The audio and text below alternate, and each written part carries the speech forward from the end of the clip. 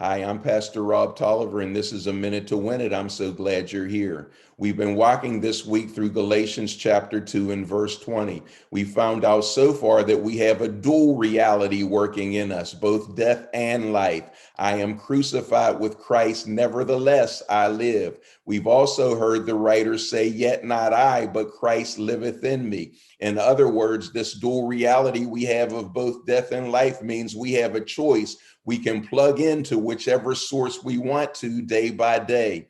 Obviously, plugging into Christ means plugging into life.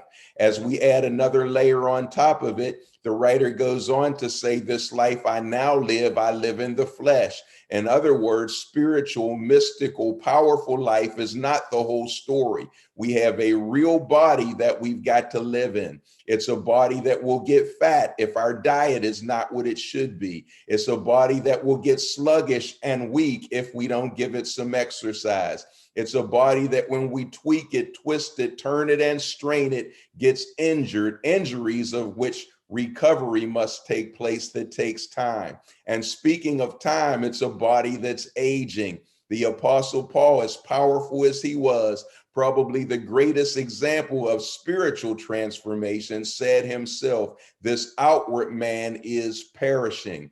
What is the moral of the story? The moral of the story is we've got to take care of these bodies, that no matter how spiritually strong we may be, if we neglect our bodies, the results are not going to be good.